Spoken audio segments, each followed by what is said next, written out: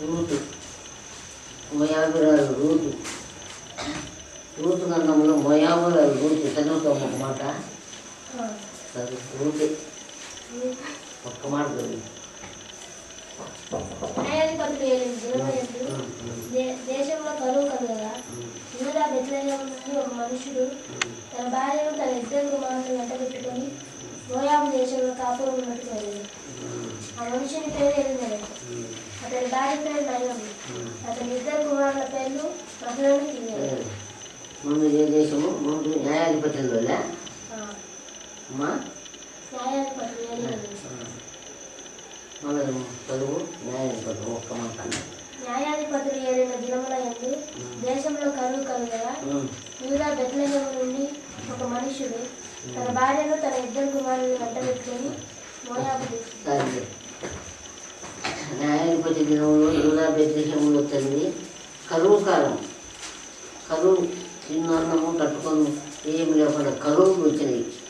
దేవుని నమ్ముకునికి వెళ్ళే బెత్లెహేములు అయితే అక్కడ ఆ మోయాబు దేశంలో మంచి పంటలు బాగా అక్కడ పంటలు పడితే ఈ నయోమి తన భర్తను తన ఇద్దరు కుమారులు తీసుకొని ఆ దేశంలో సంపాదించుకొని పంటలు చూసుకోవాలని వెళ్ళిపోయి పయనమైపోతారు.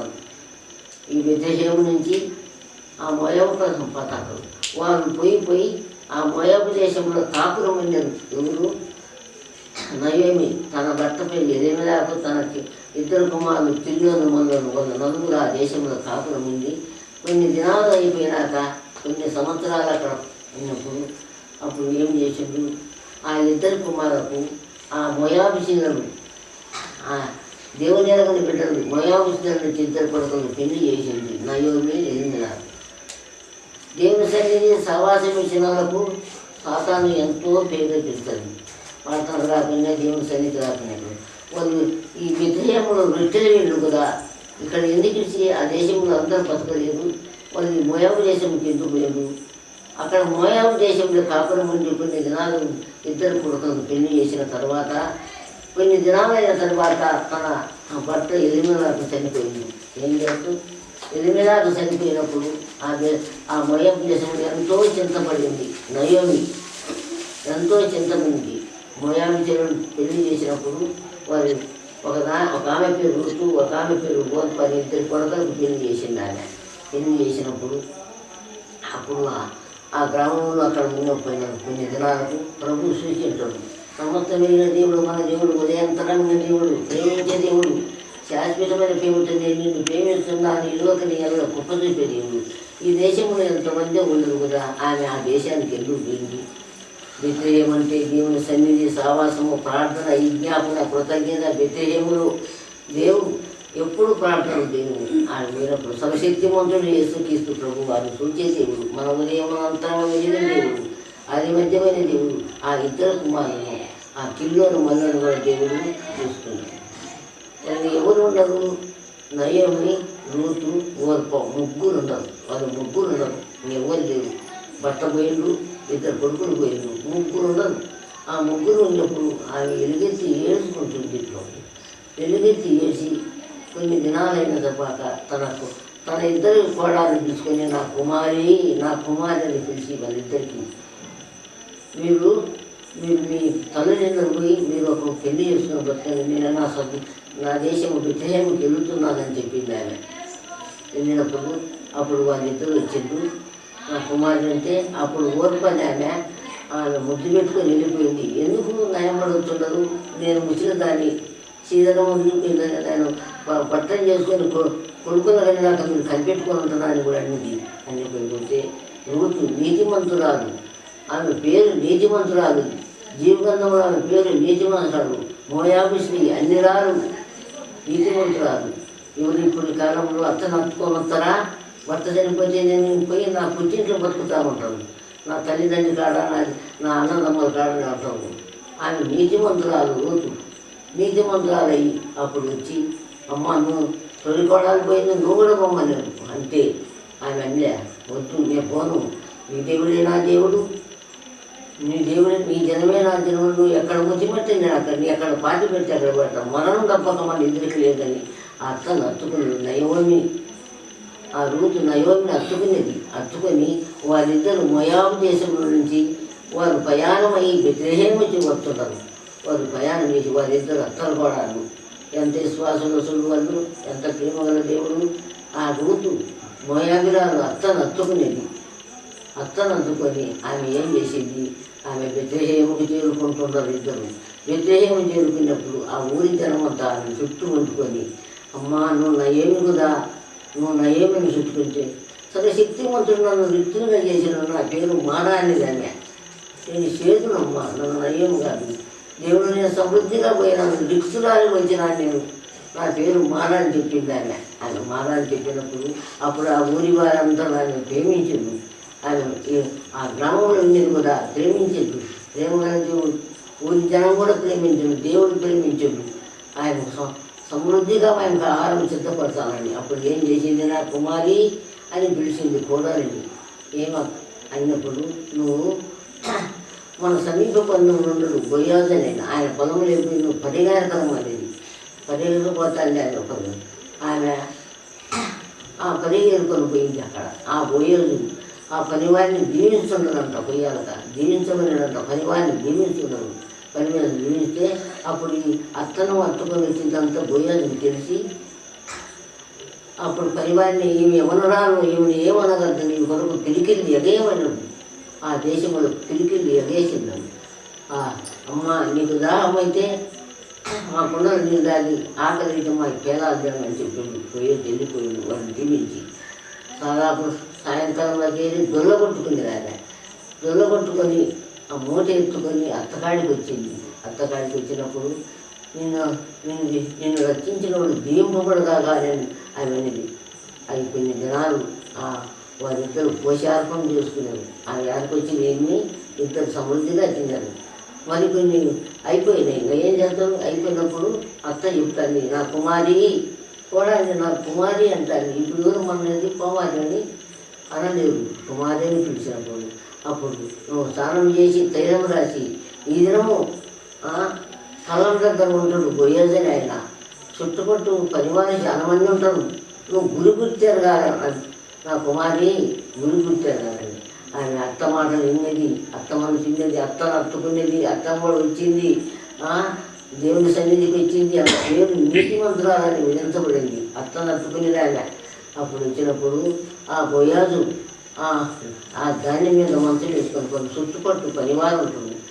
నువ్వు గురి గుర్తేది నా కుమారి, బొయ్యాజును గురి గుర్తాడు. అప్పుడు ఆమె ఆ రాత్రి జామున వచ్చి ఆ బొయ్యాజు కాళ్ళ కాడబడి ఆ దుప్పటి కప్పుకొని పండుకుంటాడు. కప్పుకున్నప్పుడు ఆయన సగం రాత్రి లేచి అమ్మా ఈ ఊరు నువ్వు దయానిగా పోతాను. లేదు నా తల్లి, నీ దాసురాన్ని నీ కొమ్ము కప్పుకుంటానని అడిగింది. అప్పుడు అంతే శ్వాసమో చూడని అత్తమాత ఇన్నిది, అమ్మా నేను కాదు, నీకు ఏదో ఒకటి సమీప బంధువులు ఉండాలి అని చెప్తాడు. ఉదయం పోయి ఆ రక్తాలు కూర్చున్నప్పుడు ఆ సమీప బంధువులు పోతుంటాడు. ఆయన పోయి ఇక్కడ రమ్మని చెప్పాడు. వెళ్ళి నాకు భార్య నమ్మేసి నువ్వు భూభాగం కొనుక్కుంటావంటే నాకు వద్దు, నా బదులు నువ్వే తీసుకోమని వెళ్ళిపోయినాడు. అప్పుడు పోయేది రూతు బెత్లెహేము దేశంలో వర్ధిల్లుతున్నది, సమృద్ధిగా ఇశ్రాయేలు దేశంలో వర్ధిల్లుతున్న రూతు అంటే విశ్వాసమసుడు, విశ్వాసము. అత్తమాట ఏమిటి, అత్తని హత్తుకునేది, బెత్లెహేము చేరుకునేది, దేవుని సన్నిధి సహవాసము రొట్టెలను చేరుకునేది. అంతవరకు ఆ రూతు అత్తతోనే హత్తుకునేది. ఎంత విశ్వాసము. శీలమైన మనము, శీలం బలహీనం అబలము, మనం హత్తుకోవాలి. మన జీవనం ఏపాటిని మనం ప్రేమించాలి. ప్రేమల దేవుడు మన దేవుడు, సర్వాధికారి దేవుడు. మనకు విశ్వాసాలకు తండ్రి, మన తండ్రి అబ్రహాము గురించి మనం విన్నాము. తండ్రి అబ్రహాము ఎంత విశ్వాసము తండ్రి, ఎలాంతగా తండ్రి. ప్రభువా అనేకమైన నీ పిల్లల గురించి మనం వింటున్నాము, దేవుని వాక్యం వింటున్నాం. ఇరుటి వల్ల విశ్వాసం కావాలి. మనం మందిరానికి పోయి నేర్చుకోవాలి. ఆ మందిరానికి పోయి నేర్చుకోవాలి, పాటలు నేర్చుకోవాలి తండ్రి, ఆ వాక్యం నేర్చుకోవాలి. ఇతరులకు 2 మాటలు నేర్చుకొని రావాలి. ఇరుటి వల్ల విశ్వాసం రావాలి మనకు సన్నిధిలో. కన్ను లేదని నేను చెప్పడానికి ఎగ్గురాని కాదు, 2 మాటలు చెప్పినాము. ఆయన సన్నిధిలో రోజుల గురించి చెప్పాను తండ్రి. ఎంత విశ్వాసముగా ఆయన విశ్వాసం తండ్రి. అబ్రహాముల గురించి కూడా మనం వెళ్ళాము తండ్రి.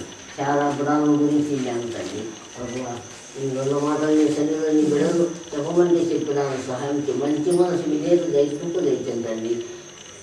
తండ్రి నా మరణం ఆలకించి జ్ఞానమే తండ్రి వ్యాప్తి తండ్రి నూతనమైన సంవత్సరంలో తండ్రి ప్రభువా నీ సన్నిధానం మేము చేరి నిన్ను శుద్ధించవచ్చు తండ్రి నీ మాటలు మాకు ఇచ్చినందుకే 2 మాటలు తండ్రి సహాయం చేసాము తండ్రి స్తోత్రం నాయన నేను చదవడానికి జ్ఞానం లేదు బైబిల్ చదవడానికి నేత్రాలు లేవు నాయన నాకు కంఠపాఠం కొన్ని మాటలు ఇచ్చాను తండ్రి నా మందిరంలో నేను నేర్చుకున్న తండ్రి శీల మధ్యన నీ దాసరాలు ఎంతోమంది ఈ వాక్యం చెప్పినారు తండ్రి ప్రభువా ఆయన తండ్రి సాంబాబు మెడిసెక్క చెప్పింది ఆయన చక్కని మాటలు తండ్రి కానాని శ్రీని గురించి చెప్పింది ఎంత విశ్వాసం ఆయన కానాని శ్రీని గురించి చెప్పింది ఆమె ఎంతో తండ్రి ఆమె తండ్రి తన బిడ్డకు జ్వరం వచ్చి తీసుకొని ప్రభు సన్నిధికి వచ్చింది తండ్రి ప్రభు ఆయన మాటి కడుగుతున్నది చెప్పమంటే మాటి కడుగుతుంటే అమ్మా పిల్లల రొట్టె తీసి కుక్క పిల్లలు చేయగా అని అడిగినప్పుడు ప్రభు అప్పుడు ఆమెనది ప్రభువా కుక్క పిల్లలు కూడా నీ బలా దగ్గర రొట్టెలు తింటారు కదండి ఇస్రాయేల్ అంటే విశ్వాసం లేదన్నట్టు విశ్వాసంతో మనం అడుగు పడితే ఇచ్చడం మన తండ్రి మన రోగం వచ్చినా మన బాధ వచ్చినా చెప్తుంది చలాటిపోయి వచ్చింది ఎందుకు వచ్చింది ఆయన 10 మంది ఉన్నారు కదా ఆయన కింద పనివారు పోయేవారు వచ్చేవారు ఎంతమంది తన దాసుల కుమారుడు అనారోగ్య స్థితి నుంచి ప్రభు దగ్గరికి వచ్చింది ఆయన చలాటిపతి ఎంత అయిన సులు రమ్మని పిలిచే ప్రభు రాలే ఆయన నేను రానని చెప్పి నేను యోగ్యుడు కాదన్నాడు ఇస్రాయేల్ ఎంత విశ్వాసం లేదని అడిగాడు మనం కూడా ఆయన సన్నిధిని అడిగితే దేవుడు మనకి ఇస్తాడు మన అక్కలు తెలుసు అడిగివాడికంటే ఊహించేవాడికంటే అతిపించే మన తండ్రి మనం అడిగితే ఇస్తాడు అడగకపోతే ఇవ్వడు దివారాత్రం ధ్యానించేవాడు ధన్యుడు అని చెప్పాడు ఈ ధనికరించిన తండ్రి అందులో ఎప్పుడో ఉంటాయి మనం చేసుకోవడానికి ఎస్ఐ మాటలు వింటూ మనకి విశ్వాసం ఉండాలి ఆయన మాటల్లో శక్తి బలం ఉంది రోగుల కొరకు పాపుల కొరకు వచ్చిండు పాపిని రక్షించడానికి పరిశుద్ధుడు తండ్రి తగ్గింపించింది మీరేం చేస్తున్నారు ఎందుకు క్షమించిన దేవుడు మన దేవుడు మనమైతే క్షమించలేము మనం లోకంలో ఉన్నాం శరీరాశితంలో ఆయన సాతాను మిమ్మల్ని అంటాటండి ప్రతి బిడ్డలు తండ్రి నామకర్త జీవితంలో ఉంటే మమ్మల్ని క్షమించరు ఆయన మీరు నమ్ముకుని పిల్లలు క్షమించమని అడగాల లోకంలో చెల్లి మనకు దగ్గర నుంచి ఏమవుతుంది లోకంలో చెల్లి మనకు వద్దు ఆయన నన్ను నమ్ముకొని బాప్టిజం తీసుకుని సన్నిధికి లోకాశలు నిండిపోకుండా మందిరానికి తండ్రి అందులో దాన్ని నేను మందిరానికి పోతున్న ప్రభువ ప్రతి సంవత్సరం పెద్దల కాడ తండ్రి శ్రీరామైన మేము రోజు ప్రార్థన చేసుకుంటున్నాము నేత్రాలు లేక నేను పోలేకపోయాను నన్ను క్షమించమని దేవుని ఇంటికాడనే మోకరించి ప్రార్థన చేసుకుంటున్నాం తండ్రి మీ దాసులు చెప్పమని అది మాటలు ఋతుల గురించి చెప్పినాను ఆ వాక్యము తండ్రి ఇంతమంది అనేక మంది శ్వాసంతో మీ శరీరం మొదలుపెట్టబడుతుంది దైత్యమని మాకు ఈ ప్రార్థన ఆలోచించమని అనుకున్నాము కానీ తండ్రి చూస్తున్నాం